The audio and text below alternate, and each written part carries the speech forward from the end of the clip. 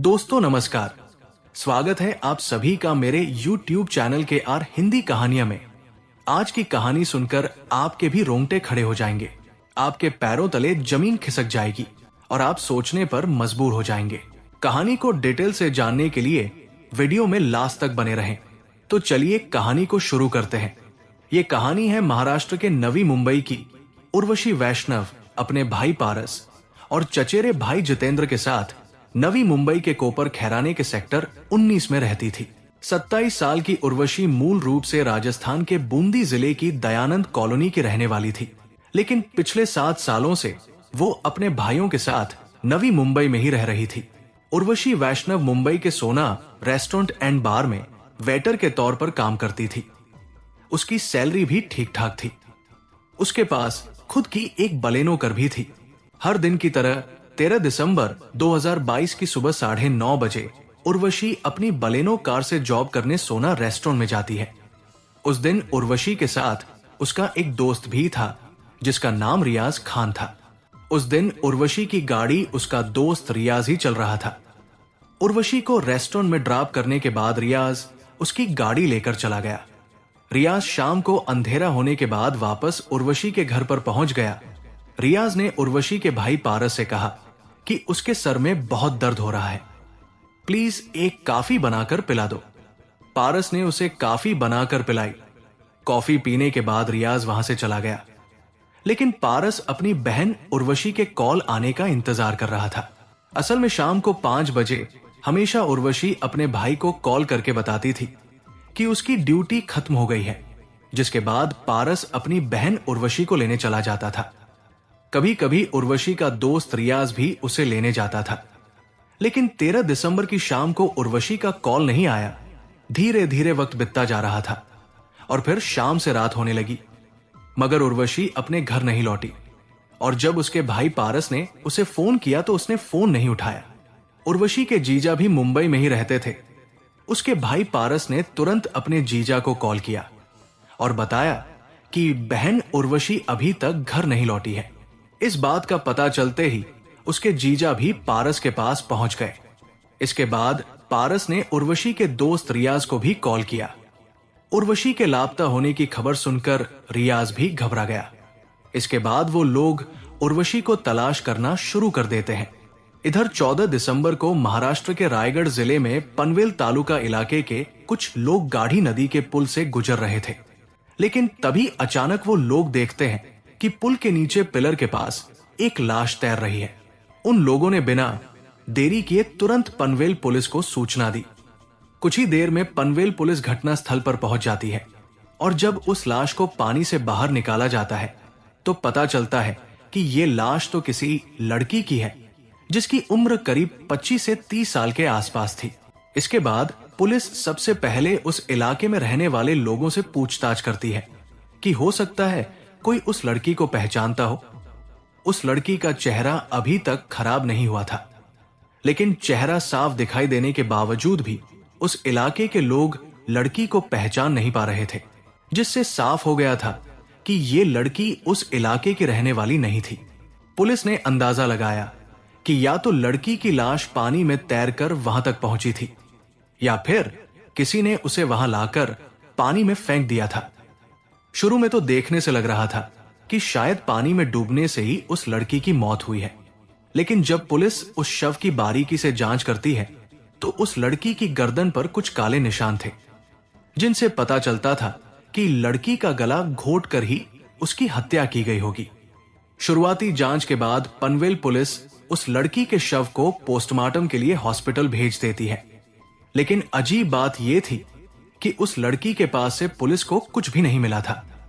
यानी ना तो उसके पास कोई पर्स था और ना ही कोई आईडी कार्ड था और उसके शरीर पर कोई ज्वेलरी भी नहीं थी। अब ऐसे में पुलिस के लिए यह पता लगाना बहुत मुश्किल था कि आखिर ये लाश किसकी है, क्योंकि अगर उस लड़की के पास से कुछ मिला था तो वो था उसके पैर में पहना हुआ एक सैंडल। लेकिन मामले की गंभीरता को देखते हुए पनवेल पुलिस ये केस क्राइम ब्रांच को सौंप देती है। इसके बाद क्राइम ब्रांच पुलिस सबसे पहले आसपास के सभी पुलिस चौकी और थानों में कॉल करती है और कहती है कि पिछले 24 घंटे में अगर किसी थाने या चौकी में कोई मिसिंग रिपोर्ट दर्ज हुई हो, या फिर आने वाले 24 घंटे में अगर कोई भी मिसिंग रिपोर्ट दर्ज कराई जाती है तो उसकी सूचना क्राइम ब्रांच को दी जाए, क्योंकि जांच के दौरान पुलिस को घटना स्थल से अगर कोई एविडेंस मिला था तो उस लड़की के पैर में पहना हुआ एक सैंडल। अब ऐसे में क्राइम ब्रांच पुलिस भी इस सैंडल के आधार पर इन्वेस्टिगेशन शुरू करती है। वो सैंडल ज्यादा पुराना नहीं था, जिससे पता चलता था कि उस सैंडल को कुछ दिन पहले ही खरीदा गया होगा। पुलिस के लिए अच्छी बात यह थी कि उस सैंडल पर मैन्युफैक्चरिंग कंपनी का नाम भी लिखा हुआ था। क्राइम ब्रांच पुलिस ने जब उस कंपनी के बारे में जांच की तो पता चला कि वो सैंडल एक लोकल फुटवेयर कंपनी में मैन्युफैक्चर किया गया था। लेकिन अब सवाल यह था कि ऐसे सैंडल को बेचने वाली तो शहर में हजारों दुकानें होंगी और न जाने कितने लोग डेली इस तरह के सैंडल खरीदते होंगे। क्राइम ब्रांच पुलिस इन सब बातों को देखते हुए उस सैंडल की मैन्युफैक्चरिंग करने वाली कंपनी से कांटेक्ट करती है और वहां से डिटेल निकलवाती है कि 13 दिसंबर के आसपास के दिनों में उस तरह के सैंडल्स कितनी दुकानों से ऑर्डर किए गए थे। बहुत छानबीन करने के बाद क्राइम ब्रांच पुलिस को पता चलता है उन दिनों कंपनी द्वारा केवल 3 दुकानों पर ही उस तरह के सैंडल डिलीवर किए गए थे, जिनमें से एक शॉप मुंबई में थी, एक पनवेल में और एक शॉप वसई में थी। इसके बाद क्राइम ब्रांच पुलिस की एक एक टीम उन तीनों शॉप पर पहुंचती है और वहां पर उस लड़की की फोटो दिखाकर पूछती है कि क्या ये लड़की कुछ दिन पहले इस तरह के सैंडल खरीदने आई थी। क्राइम ब्रांच पुलिस को मुंबई और वसई की दोनों दुकानों से तो कुछ खास जानकारी नहीं मिलती, लेकिन पनवेल में जो शॉप थी उस शॉप पर काम करने वाला एक लड़का उस लड़की की फोटो और उस सैंडल को पहचान लेता है। वो लड़का पुलिस को बताता है कि कुछ दिन पहले उसने ऐसे कई जोड़ी सैंडल सेल किए हैं। इस बात का पता चलते ही पुलिस ने उस दुकान में लगे सीसीटीवी कैमरे की रिकॉर्डिंग देखने का फैसला किया। आखिरकार कई घंटे की मशक्कत के बाद एक सीसीटीवी फुटेज में पुलिस को वही लड़की सैंडल खरीदते हुए दिखाई देती है। वो सीसीटीवी फुटेज 6 दिसंबर 2022 की थी, जिसमें वो लड़की एक हट्टे कट्टे लड़के के साथ इस तरह के सैंडल खरीदने के लिए शॉप पर आई थी। इसके बाद पुलिस 6 दिसंबर की बिल बुक चेक करती है, जिससे पता चलता है कि उस लड़की का नाम उर्वशी वैष्णव है, जो नवी मुंबई में रहती है। क्राइम ब्रांच पुलिस को मरने वाली लड़की का नाम तो पता चल गया था, लेकिन अब सवाल यह था कि आखिर उर्वशी के साथ 14 दिसंबर को क्या हुआ था और सीसीटीवी फुटेज में उसके साथ दिखने वाला वो लड़का कौन था। लेकिन जब पुलिस उस सीसीटीवी फुटेज को थोड़ा ध्यान से देखती है तो पता चलता है कि उर्वशी के साथ उस दिन जो लड़का दुकान पर आया था वो लड़का कोई बॉडी बिल्डर था। इसके बाद पुलिस उस इलाके के सभी जिम्स की लिस्ट तैयार करती है, साथ ही सीसीटीवी फुटेज से उस लड़के की फोटो भी निकलवाती है। सभी जिम्स में पूछताछ करने के लिए जाती है। उनकी सीसीटीवी फुटेज भी चेक की जाती है, क्योंकि हो सकता है वो लड़का किसी जिम के सीसीटीवी कैमरा में वर्कआउट करते हुए नजर आ जाए। लेकिन इतनी भाग दौड़ करने के बाद भी क्राइम ब्रांच पुलिस को उस लड़के के बारे में कुछ पता नहीं चलता और फिर 3 दिन बाद यानी 17 दिसंबर 2022 की रात को नेरुल थाने में एक मिसिंग रिपोर्ट दर्ज कराई जाती है। ये रिपोर्ट पारस वैष्णव नाम के लड़के ने दर्ज कराई थी। ये मिसिंग रिपोर्ट किसी और की नहीं बल्कि उर्वशी वैष्णव की ही थी। इसके बाद पुलिस बिना देरी किए पारस वैष्णव से कांटेक्ट करती है और उसे तुरंत पुलिस स्टेशन बुलाया जाता है। जैसे ही पारस नेरुल पुलिस स्टेशन पहुंचता है तो उसे वो शव दिखाया जाता है। पारस वैष्णव उस लाश को देखकर जोर जोर से रोने लगता है। वो दीदी दीदी चिल्ला रहा था और इससे साफ हो गया था कि वो शव उर्वशी का ही है। खबर मिलते ही उर्वशी का चचेरा भाई जितेंद्र और जीजा भी पुलिस स्टेशन पहुंच गए थे। लेकिन अब सवाल यह था कि जो लड़का सीसीटीवी फुटेज में उर्वशी के साथ दिखाई दे रहा था वो कौन था। उसके बारे में पता लगाने के लिए पुलिस ने उर्वशी के भाइयों और उसके जीजा को वो सीसीटीवी फुटेज दिखाई तो उन्होंने उस लड़के को तुरंत पहचान लिया। असल में वो लड़का कोई और नहीं बल्कि उर्वशी का दोस्त रियाज खान था। पारस ने पुलिस को बताया कि 13 दिसंबर को जब उर्वशी घर पर नहीं पहुंची थी तो पारस ने उसके दोस्त रियाज से भी फोन करके पूछा था। तब रियाज ने उससे कहा था कि उसे नहीं पता उर्वशी कहाँ है। इसके बाद पारस ने 14 दिसंबर की रात को अपनी बहन उर्वशी की मिसिंग रिपोर्ट दर्ज कराई थी। लेकिन जब पुलिस उन तीनों से पूछती है कि क्या उनकी किसी से कोई दुश्मनी थी या फिर उन्हें किसी पर शक है, तो पारस कहता है कि उन्हें रियाज खान पर ही शक है, क्योंकि जिस दिन उर्वशी वैष्णव गायब हुई उस दिन वो रियाज खान के साथ ही गई थी। इसके बाद पुलिस रियाज खान की तलाश करना शुरू करती है। खोजबीन करने पर पता चलता है कि रियाज पास के ही एक जिम में ट्रेनर है। पुलिस बिना देरी किए उस जिम में जाती है, लेकिन उस समय रियाज वहां पर मौजूद नहीं था। इसके बाद पुलिस जिम के ऑनर से रियाज खान के घर का एड्रेस पता करती है, और जब पुलिस रियाज खान के घर पर पहुंचती है तो रियाज खान अपने घर पर भी नहीं था। लेकिन पुलिस को वहां पर उसकी पत्नी और उसकी बेटी मिल जाती है। रियाज की पत्नी ने बताया कि रियाज तो कई दिनों से गायब है, और जब रियाज की पत्नी ने उसे फोन किया तो उसका फोन भी स्विच ऑफ आ रहा था। इन सब चीजों से पुलिस का शक रियाज खान पर और भी पुख्ता हो गया था, क्योंकि अगर रियाज ने कुछ नहीं किया था तो फिर वो कई दिनों से अपने घर से गायब क्यों था। रियाज को गिरफ्तार करने के लिए क्राइम ब्रांच पुलिस ने उसके जिम के आसपास जाल बिछाया, और जैसे ही रियाज खान वर्कआउट करके चुपके से जिम के बाहर निकाला तो पुलिस ने उसे गिरफ्तार कर लिया। इसके बाद पुलिस रियाज खान के मोबाइल की कॉल डिटेल निकलवाती है और उसकी लोकेशन को भी चेक करती है। उसकी कॉल डिटेल से पता चलता है कि 13 दिसंबर से लेकर 15 दिसंबर तक रियाज ने एक नंबर पर सबसे ज्यादा बार बात की थी, और जब उस नंबर को चेक किया गया तो वो नंबर उसके दोस्त इमरान शेख का था। क्राइम ब्रांच पुलिस बिना देरी किए इमरान के घर पर छापा मारती है। इत्तेफाक से इमरान अपने घर पर ही मौजूद था। इसके बाद पुलिस इमरान को भी गिरफ्तार करके थाने में लेकर आती है, और जब उसकी भी लोकेशन को चेक किया गया तो पता चला कि 13 दिसंबर से लेकर 14 दिसंबर तक रियाज और इमरान की लोकेशन एक ही थी। लेकिन सबसे अहम बात यह थी कि उस समय उर्वशी की लोकेशन भी उन दोनों के साथ ही थी, और इससे साफ हो गया था कि 13 और 14 दिसंबर के आसपास इमरान शेख, रियाज खान और उर्वशी वैष्णव वो तीनों एक साथ ही थे। इसी बीच उर्वशी की पोस्टमार्टम रिपोर्ट भी आ जाती है, जिससे पता चलता है कि उर्वशी की मौत पानी में डूबने से नहीं बल्कि गला दबाने से हुई थी। उसकी गर्दन पर किसी रस्सी या दुपट्टे का निशान भी था, यानी पहले उर्वशी का गला घोटा गया था। हालांकि उर्वशी ने खुद को बचाने की कोशिश की थी, जिसकी वजह से उसके शरीर पर भी चोट आई थी, लेकिन उसकी मौत दम घुटने के कारण हुई थी, जिसके बाद उर्वशी को पानी में फेंक दिया गया था। अब पुलिस इमरान और रियाज से पूछताछ करती है, मगर वो दोनों कुछ भी बताने के लिए तैयार नहीं थे। लेकिन जब उन दोनों से सख्ती से पूछताछ की गई तो वो दोनों जल्दी ही टूट गए और उन्होंने अपना जुर्म कबूल कर लिया। पूछताछ के दौरान पता चला कि 13 दिसंबर 2022 को रियाज पहले उर्वशी को उसकी ही बलेनो कार से उसे सोना रेस्टोरेंट एंड बार में जॉब के लिए छोड़ने गया। इसके बाद वो दिन भर अपने दोस्त इमरान के साथ घूमता रहा।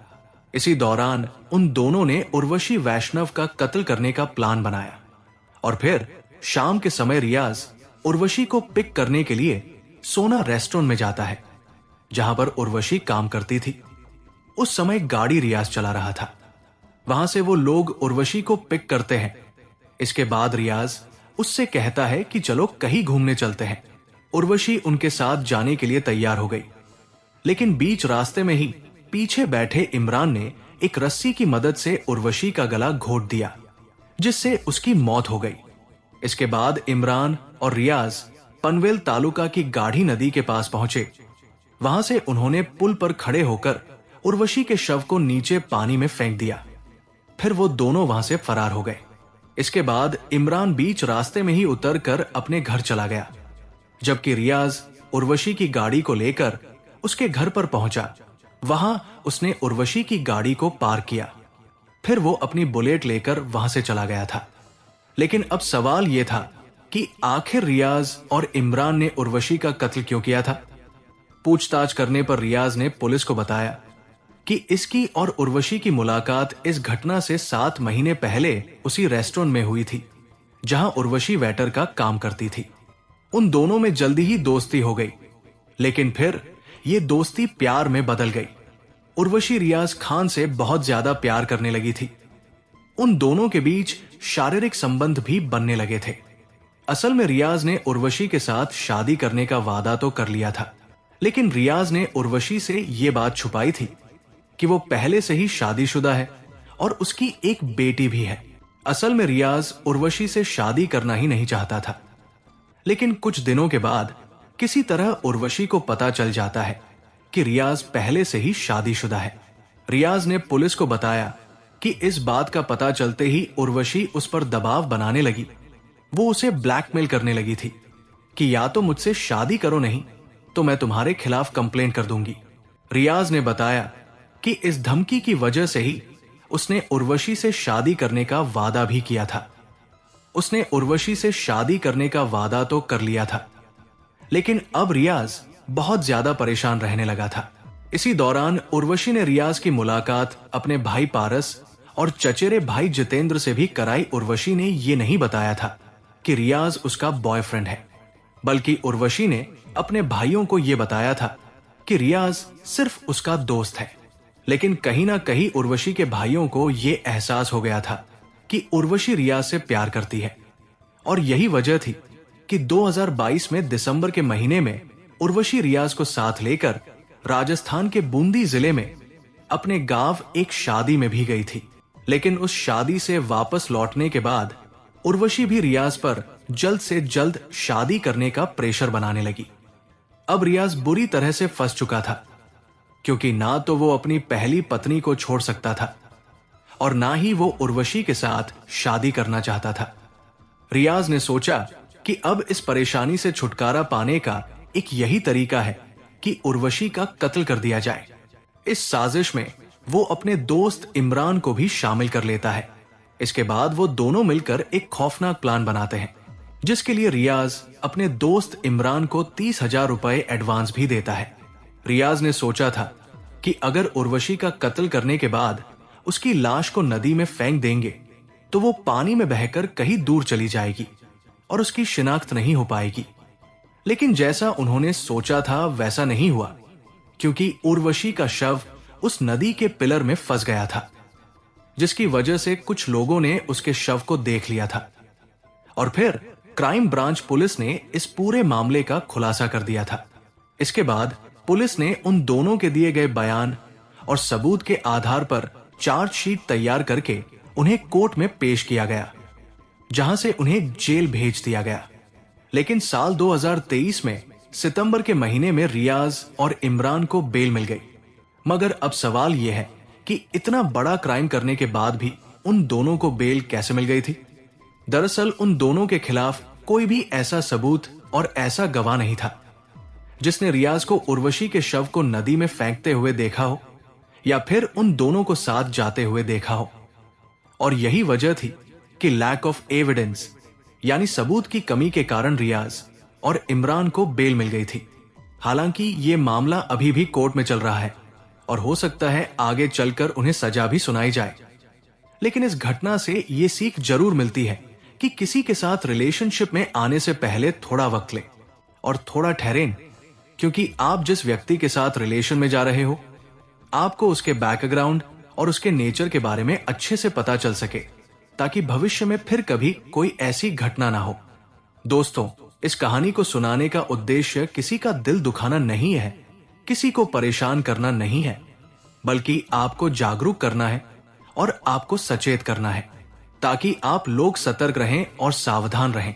तो दोस्तों, कैसी लगी ये स्टोरी कमेंट जरूर करें, वीडियो को लाइक करें और अपने दोस्तों को शेयर भी करें।